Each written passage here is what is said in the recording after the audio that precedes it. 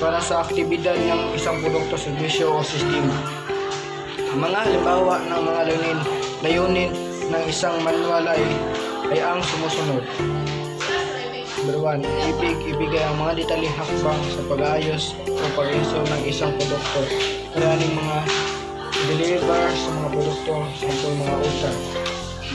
Number 2, magbigay ng informasyon tungkol sa mga patakaran at regulasyon na dapat sundin sa isang tiyak na industriya. Magbigay ng regulasyon. Ito ay bahagi ng mga industriya na natatanim ng mga palay at mga gulay, prutas. Number 3, magturo ng mga tamang pamaraan sa paggamit at pangalaga ng isang aparato o kagamitan. Ang aparato, saan siya kagamit niya? Pwede magamit sa maayong pamaraan o sa tamang gawain. Number 4, istruktura ang mga proseso ng patakaran sa isang organisasyon o kumpanya na matulungan, maunawaan ang kanilang mga tungkulin. Before, mali siya ang mga sa kumpanya na tayong pinalo para makubra sa kanilang mga tungkulin. Number 5, magbigay ng mga pagsasanay o gabay sa mga bagong empleyado para sa kanilang mga trabaho posisyon. Noon niya, ang basta ka ng kumpanya kung nagtatrabaho sa kanilang mga posisyon sa mga bagong empleyado. Number 6, maglathala ng mga pamatayan at mga pamaraan sa kalidad upang matiyak ang kahusayan at kahalagaan sa mga produkto o serbisyo. Muna siya maglathala sa ilang mga paraan at kahalagahan sa mga produkto o serbisyo na ginagamit sa kanilang mga trabaho. Katangian, kalikasan ng manual. Ang manual ay mayroong iba't ibang katangian at kalikasan na nagpapakita ng kanilang kahalagan, epektibo yung paggamit na ito ang ilang mga sa mga ito. Number 1, kailangan isaktong informasyon, mga detalyeng sa informasyon. Ito, organisado at sistema ng informasyon, nag-organize sa mga informasyon. Number 3, malinaw at madaling unawain. Ito ay madaling unawain, tapos kita ito ng malinaw. Number 4, pagsaalang-alang sa target audience. Muna sa mga may audience ng target audience lang ginagamit sa mga tao. Number 5, aktualisado at lagi na panahon. Yung mga aktualisado na dapat nating halagahan sa napapanahon. Number 6, pagsusunod ng mga regulasyon at pamantayan. Pagsunod ng mga regulasyon at pamantayan sa mga tao na nangangailangan ng mga trabaho. May iba't ibang uri ng using manual. Ito ay isang pagsasaayos o informasyon at mga tagubilin para sa mga ginagamit ng isang produkto o serbisyo. Ito ay naglalaman ng mga pagpapaliwanag paano gamitin ang isang produkto o serbisyo sa tamang oras. Ngunit ang using manual, nagamit ito sa pag-aayos sa mga informasyon na mayroon din tagubilin sa isang produkto o serbisyo. Nagbigay ito ng magpapaliwanag kung paano gamitin ang produkto o serbisyo sa maayos at ligtas. Teknikal mga ito ay isang detalyadong pagsasaayos ng informasyon para sa mga profesional o mga eksperto sa isang particular na larangan o teknolohiya. Ito ay naglalaman ng mga teknikal na detalye, paglalarawan ng mga proseso at iba pang impormasyon na maaaring kailanganin sa promo materials. Ang promo materials o promotional materials ay tumutukoy sa mga materyales na ginagamit upang mag-promote o mag-advertise ng isang tao o produkto, serbisyo o kumpanya. Ito ay kalimitang binubuo ng iba't ibang uri ng print media gaya ng flyers, brochure, poster at mga tarpaulin na naglalaman ng impormasyon tungkol sa produkto o serbisyo na nais i-promote. Maaaring isama ang mga digital na materyales tulad ng mga banner ads, social media graphics at mga video presentation. Ang promo materials ay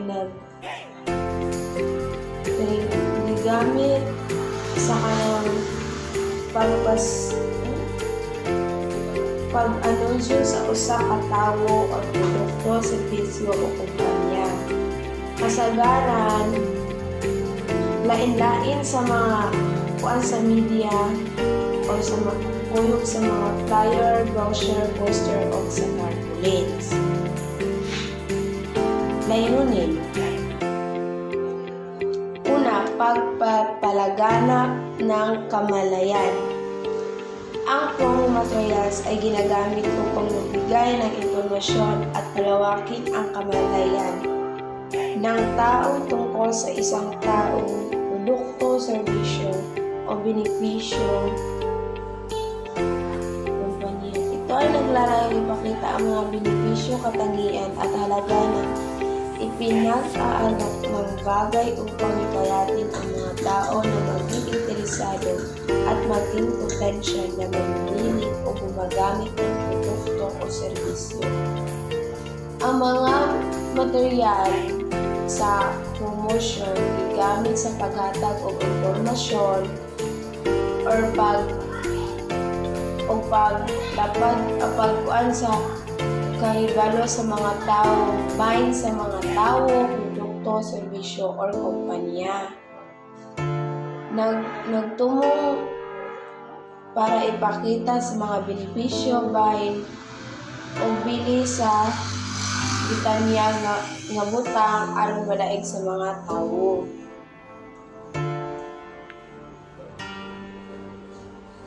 Kalwa, pagpapakita ng kakayahan. Ang promo materials ay naglalayong ipakita ang kakayahan at kahusayan ng isang tao, produkto, serbisyo o kumpanya.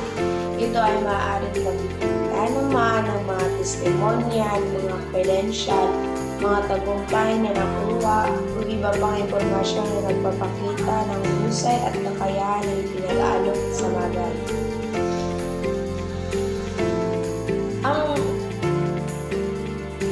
Ang promo materials kay nagkuanak mo na siya nga bakita sa abilidad o positibo sa usa ka tawo o produkto, serbisyo o kompanya. Mahimo ni siya mga testimonya, credential, kalampusan, or unsa pang mga impormasyon nga dapat nagpakita sa mga kalidad or kapabilidad. Ikatulo, pagpapalaganap ng branding. Ang promo materials ay ginagamit upang palakasin ang pagkakakilanlan ng isang tao, produkto, serbisyo o kumpanya sa isipan ng mga tao. Ito ay maaaring maglaman ng mga elemento ng branding tulad ng logo, kulay at estilo na nagpapakita ng kahalintulad o kaugnayan sa nasabing tao estidad. Ang promo materials kay kaning gigamit sa pagpabaskog sa mga tao or sa produkto, sa serbisyo or sa kumpanya sa kanang una-una sa mga tao. Mahimo ni siyang mga elemento sa pagmarka sama sa logo or color o estilo nga nagpakita sa mga kaparehos o panag-uban sa ingon nga tao o entidad. Pagpapalaganap ng pagbebenta. Ang promo materials ay naglalayong nagdulot ng pagtaas ng mga benta o pagkuha ng mga kliyente. Ito ay maaaring magpapakita ng mga espesyal na alok, diskwento o mga promosyong pansamantala upang hikayatin ang mga tao na gumawa ng pagbili o tangkilikin ang produkto o serbisyo. Ang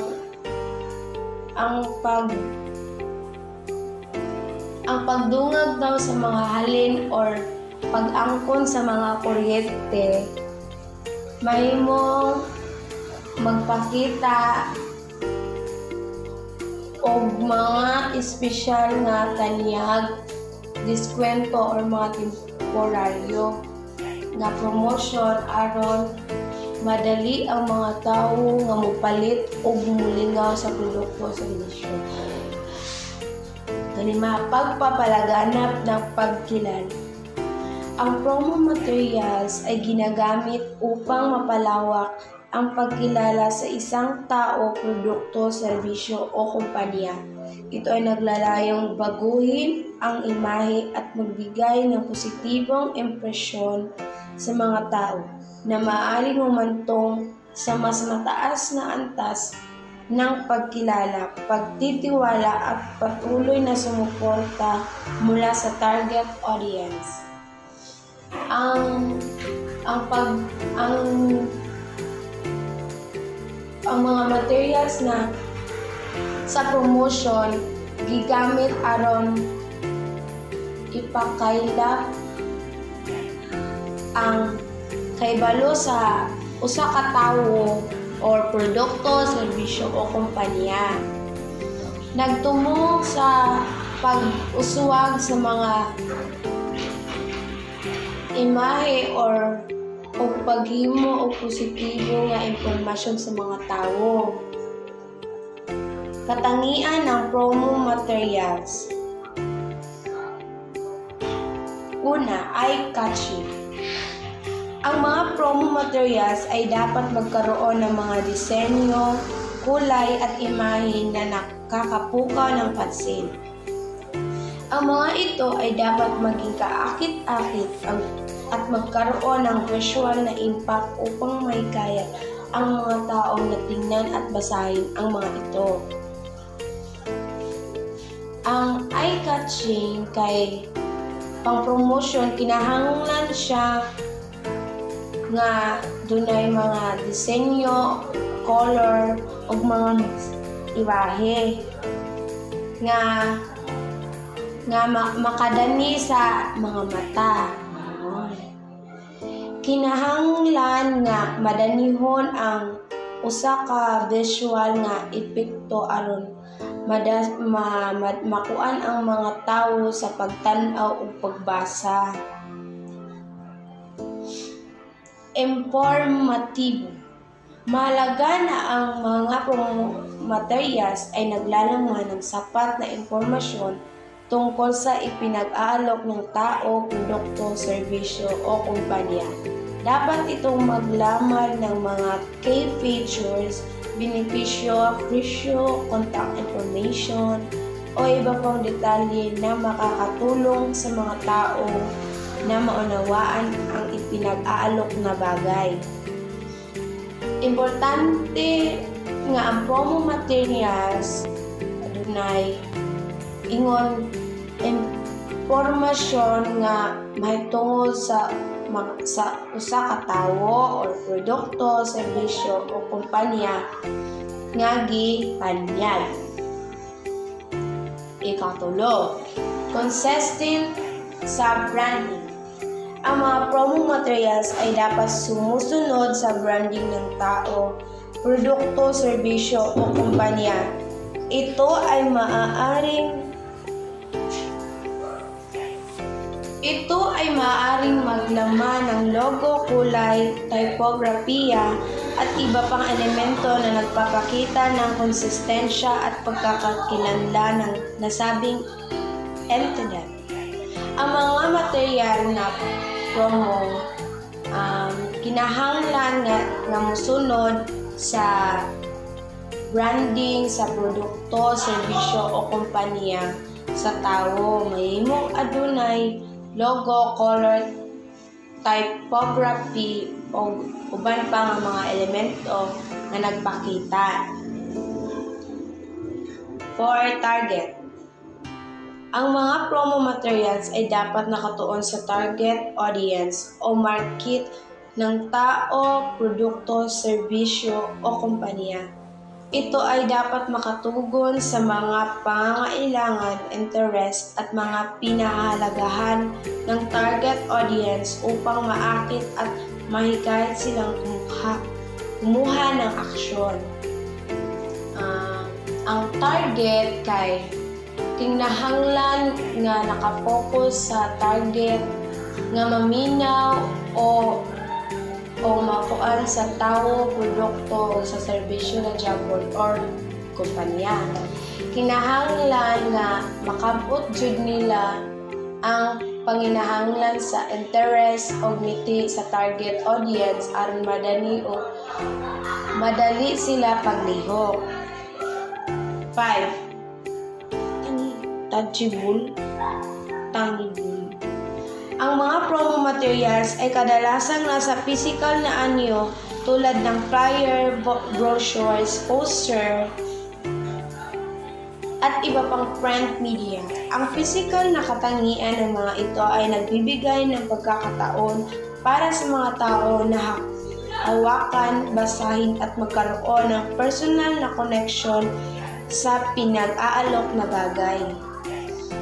Ang tangible kay kasagaran sa kanang physical nga forma kuyog ang mga flyer, brochure, poster o uban pang mga print media. Ang mga ilang physical nga kinaiya kanang gahatag o kay gayunan sa mga tawo sa kanang paghikap o pagbasa o pagbaton o personal nga connection sa butang nga gitanyan. Kauna, memorable. Ang mga promo materials ay dapat magkaroon ng kakayahang manatiling nakatatak sa isipan ng mga tao. Ito ay maaaring makamit sa pamamagitan ng mga kakaibang konsepto, malalim na mensahe o mga elemento na gumagamit ng emotional na connection sa mga tao.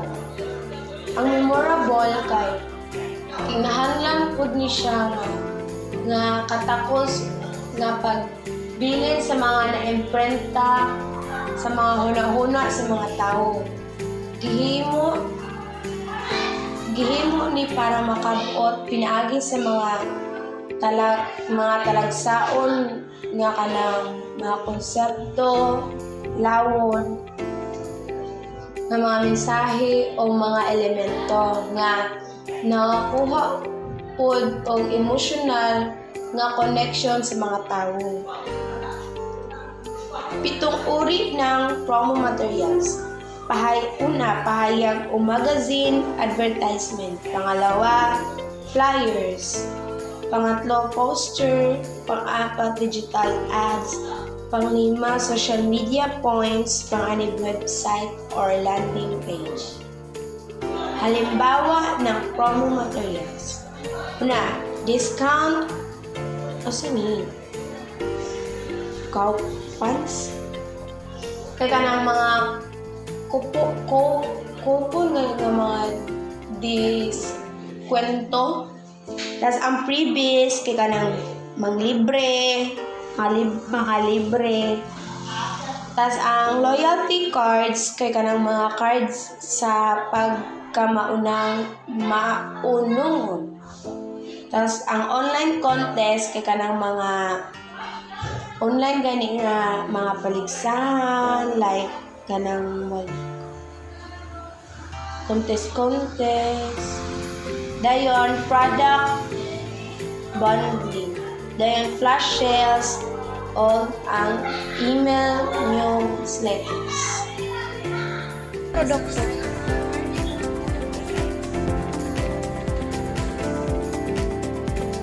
Description ng produkto. Ang description ng produkto nagbibigay impormasyon o naglalarawan sa inyong mga produkto anuman sa ano na mga detalye ng produkto. Paano natin dito pakinabangan o gamitin? May mga uri at tanyo ang description ng produkto. Ang description ng produkto, ang pagbigay ng description sa isang produkto kadalasang nilalaman ng magagandang salita tungkol sa isang produkto.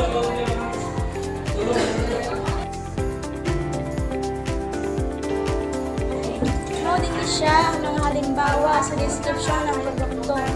Halimbawa, cellphone, siguraduhin maganda, pagkadisenyo upang maakit ang mamimili, matibay at compact, mura at affordable. Liham pangnegosyo, kahulugan. Ang liham pangnegosyo ay isang uri ng liham na formal, maikli, tiyak at malinaw na ipinadala sa isang tanggapan o bahay, kalakal, isang saad dito ang paksang panghanap buhay.